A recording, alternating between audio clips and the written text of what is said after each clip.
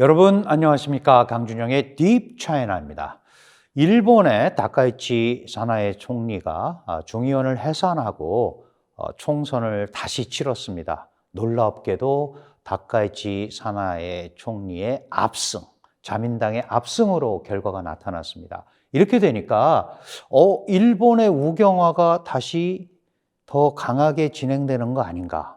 그리고 최근에 그 대만 유사가 일본 유사다, 이런 다카이치 사나에 총리의 발언으로 각을 세우고 있는 중국의 반응, 이런 것들이 복합적으로 나타나면서 동아시아 질서가 심하게 흔들리고 있는 그런 단초를 제공하고 있습니다. 그래서 저희 딥차이나에서 오늘 일본의 우경화를 주제로 다카이치 사나의 일본 압승, 그 배경, 그리고 앞으로의 행보, 그리고 중국의 반응, 이런 것들을 같이 고민해보는 시간을 마련을 하도록 하겠습니다.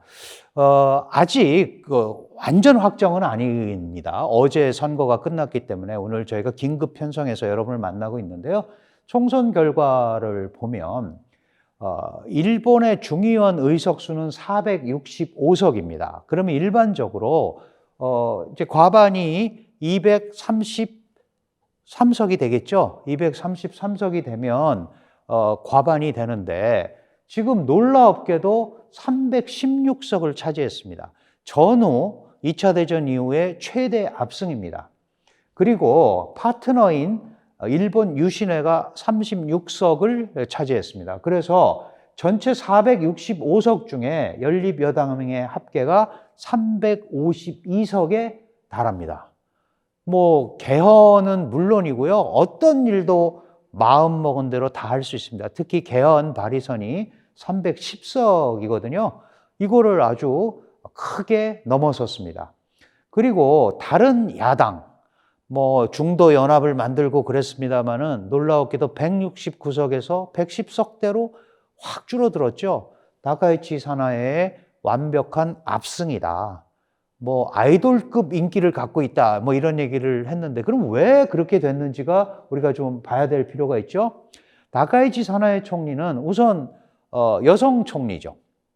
그리고 많은 사람들이 아마 지나가는 총리가 될 거야 라고 봤습니다. 그런데 이 다카이치 사나에 총리의 취임 이후에 여러 가지 사실 일본 내부의 문제나 미국과의 관계, 이런 게 있었음에도 불구하고 계속해서 고공행진, 내각 지지도가 굉장히 높았죠. 아베의 계승자다. 아베의 진정한 계승자고, 그리고 중국 같은 데서는 여자 아베다. 매파적 성향을 가지고 있다. 그 다음에 강한 일본을 강조한다. 이런 점에서 이제 상당한 견제를 했죠. 지금 문제의 핵심은 뭐냐 하면, 이 다카이치 사나에 총리 자체가 안보 정책의 근본적인 변환을 추진하고 있다는 겁니다.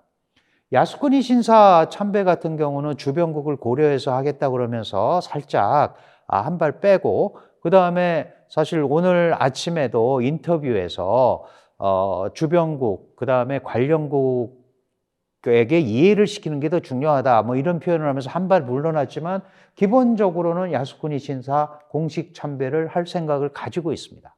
그 다음에 비핵 3원칙이라는 게 있죠. 핵을 보유하지도 만들지도 반입하지도 않겠다.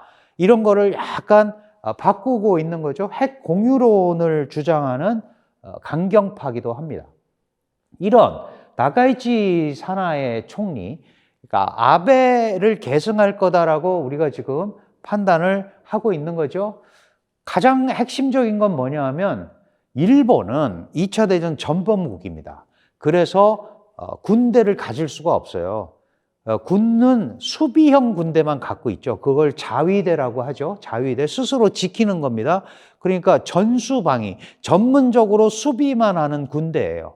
이게 자위대인데, 이게 헌법에 일본은 전쟁을 할 수 없는 국가로 명기가 되어 있습니다. 평화헌법이라고 하죠. 거기 구조에 보면 앞으로 전쟁하지 않겠다.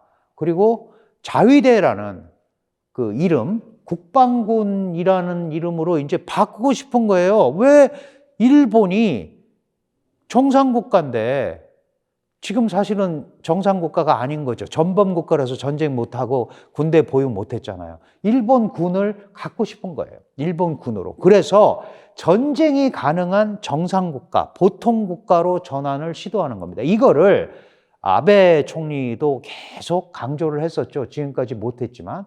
만약에 이런 부분이 지금 개헌 발의선을 넘어선 310석을 넘어선 350석이 넘는 이런 그 의석을 가지고 있는 자민당이 만약에 이거를 발의를 하면 2차 대전 이후에 80여 년을 유지해온 평화헌법 체제가 근본적으로 변화가 일어나는 겁니다. 그 다음에 나카이치 사나에 총리는 강한 일본을 강조하고 있어요. 그래서 GDP 대비 방위비 2% 이상으로 증액을 하겠다. 지금 1.2%거든요.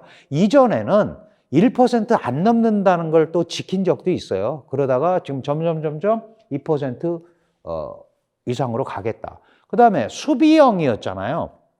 그래서 선제 타격이나 이런 개념이 없었는데 이제는 적 기지를 미리 사전에 공격할 수 있는 선제 타격 역량도 확보를 했다. 그리고 그런 기지들을 건설을 하고 있습니다. 그리고 자위대의 실질적인 군사력을 대폭 강화를 하고 있죠. 특히 일본은 뭘 가지고? 미일 동맹을 가지고 이 동아시아 지역에서 군사력을 확장을 하고 있죠. 이런 부분들, 이런 것 때문에 이 중국이 일본을 바라보면서 고민을 하고 있는 겁니다. 이 대만 유사가 일본의 유사다. 대만의 일이 생기는 게 일본의 일이 생기는 거다. 사실은 2014년, 15년에 이 아베 총리 시절에 이미 했던 얘기예요. 대만에서 문제가 생기면 그게 일본에도 문제가 생길 수 있는 거니까 미일 동맹을 이용한 집단적 자위권을 행사해서 군사 개입하겠다라는 게 원래 있었어요. 그런데 그걸 작년 11월 7일에 다카이치 사나에 일본 총리가 다시 한번 얘기를 한 겁니다. 이 중국에서는 아니 중화인민공화국 영토의 일부분인 대만에 문제가 생기는 것이 어떻게 일본의 유사와 연결이 되느냐. 이거야말로 하나의 중국 원칙의 위반이고 실질적인 도발 행위다. 취소해라. 이렇게 얘기를 한 겁니다. 그런데 아시다시피 일본도 총리가 얘기한 건데 어떻게 취소를 하겠어요? 물론 이제 한 발 약간 물러나는 모습을 보이기는 했어요. 이제 뭐 대만에 전쟁이 나거나 문제가 생기면 일본 사람과 미국 사람을 구하러 가야 된다 이렇게 물러나긴 했지만 어쨌든 개입을 하겠다는 뜻을 분명하게 했잖아요. 그러니까 중국의 입장에서는 대만 문제가 계속 일본에 의해서 국제화되고 국제화될 뿐만 아니라 일본의 헌법 개정, 평화헌법 개정이라든가 국방력 증강과 연결이 되면 이거는 일본의 군사력 증강이 중국의 실질적 군사 위협으로 올 수 있다는 것 때문에 적극적으로 저지하려고 하는 거죠. 그런 게 바로 레드라인을 침범했다고 얘기하는 겁니다. 당연히 일본의 군사력 강화나 이런 것들은 누구와 연계가 돼 있어요? 미일 동맹과 연결이 돼 있는 겁니다. 미일 동맹이 강화되고 그 다음에 뭐 북핵 때문에 그러든 어쨌든 한미일 삼각공조가 강화되는 것은 중국의 입장에서 동아시아의 전략 환경이 근본적으로 변하는 거죠. 그래서 이 부분을 유지하는 한 중국의 입장에서는 이거는 레드라인을 침범한 거다. 이 레드라인의 침범이라는 거는 또 무슨 의미가 있냐면 여러분 잘 아시다시피 시진핑 중국 국가주석의 핵심이 뭐예요? 대만은 중국 영토의 일부분이고 대만 문제를 굉장히 포인트로 잡고 있잖아요. 그런데 그런 거를 알면서도 일본이 계속 대만 유사가 중국 유사다 이렇게 움직이면 그거는 반 시진핑 아니에요. 시진핑 권위에 대한 도전으로밖에 안 보는 겁니다. 그래서 실제로 작년 11월 7일 이후에 꼭 이번 자민당의 압승이 아니더라도 군사적 압박이나 경제 제재나 인적 교류 중단이 자연스럽게 확장이 돼 왔죠. 지금도 이거가 계속 움직이고 있습니다. 게다가 이미 중국과 일본은 2010년, 11년 랴오이다오, 센가쿠 열도에서 영유권 분쟁이 있고 지금도 대치하는 상황이에요. 시간이 흐르거나 또는 무슨 문제가 중일 간에 생기면 항상 센가쿠 열도는 다시 분쟁의 최전선으로 대두가 됩니다. 그런 것들이 나타나고 있죠. 그래서 이런 문제가 앞으로 구조적으로 중일 간에 계속 군사 안보 전략에 문제가 생길 수밖에 없는 거예요.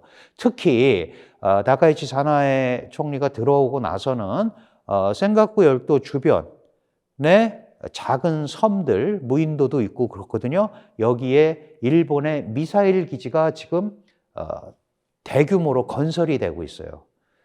굉장히 중국 본토하고도 가깝고요. 대만하고도 가깝습니다. 이제 이런 것들 때문에 중국은 계속해서 이 문제를 삼을 수밖에 없는 그런 상황입니다. 그러니까 지금 하고 있는 군사적 압박이나 경제 제재나 이런 것뿐만 아니고 앞으로도 계속해서 문제가 될 수밖에 없다. 그러면 이런 중일 간의 싸움이 한국의 딜레마로 오는 거죠. 여러분, 다카이치 사나에 총리는 독도 문제라든가 위안부 문제라든가 이런 데 대해서 전통 일본의 보수 우익적 시각을 가지고 있어요. 앞으로도 우리랑 문제가 많이 생길 수 있습니다. 특히 역사적 갈등에 대해서 우리 국민 정서를 자극한다거나, 물론 이재명 대통령과 2번에 걸쳐서 만나서 기본적인 과거사 문제는 놔두고 미래지향적으로 가자 이렇게 얘기는 했지만 역사적 갈등 소지를 안고 있고요. 그럼에도 불구하고 한국의 중요한 안보 파트너인 건 분명하죠. 북핵 위협이 고조되고 이렇기 때문에 한미일 안보 협력이 필수적입니다. 그리고 또 일본이 재무장한다?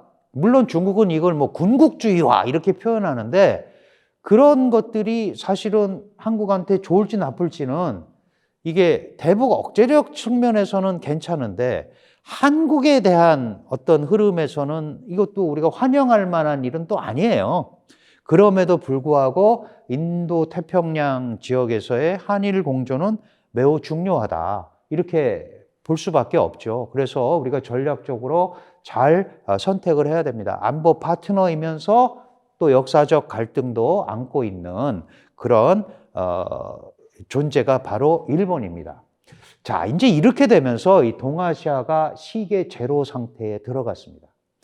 감정적으로 대응하고 싶은 것도 있고 또 국민들을 위해서 또는 세계를 위해서 이렇게 메시지를 보낼 것도 있는데 냉철한 실리 외교가 정말 필요하죠. 지금 다카이치 사나에가 저렇게 압승을 했기 때문에 일본의 우경화는 구조적이고 장기적으로 갈 수밖에 없다. 중국은 이제 그런 걸 걱정하겠죠. 다카이치 사나에 총리의 저 시스템이 장기화된다? 그러면 이제 중국과의 충돌면이 더 넓어지는 거죠. 그리고 그거에 따라서 중국은 보복을 심화할 수밖에 없어요. 대응을 심화할 수밖에 없죠. 그러면 이것도 계속 지속이 될 수밖에 없습니다. 그렇다면 동아시아의 안보 지형은 근본적으로 과거와는 다른 형태로 바뀔 수밖에 없다. 이 가운데 이제 한국이 걱정인 거죠. 안보가 당연히 중요하고 일본과는 또 역사 문제가 있고 물론 이제 역사 문제를 한꺼번에 갑자기 해결할 수는 없어요. 그럼에도 불구하고 안보는 국가의 존립의 근본입니다. 우리가 보통 그런 얘기하죠. 안보는 죽고 사는 문제고 경제는 먹고 사는 문제다. 일단 사람이 살아야 먹든지 말든지 할 거 아니냐. 그런 차원에서 안보가 매우 중요하다. 그렇다면 전략적으로 어떻게 우리가 선택하고 균형점을 잡아야 될지 실질적으로 고민을 해야 되는 아주 절박한 시기에 와 있다. 이재명표 실용외교가 또 한 번 시험대에 들어오는 굉장한 대한민국의 전체적인 외교에서 흐름으로 자리 잡고 있는 상황이다. 모든 국민들도 그렇고요. 저희도 마찬가지고 다 관심을 가지면서 지켜봐야 될 것 같습니다. 긴급진단 일본의 우경화, 강준영의 딥차이나였습니다. 감사합니다.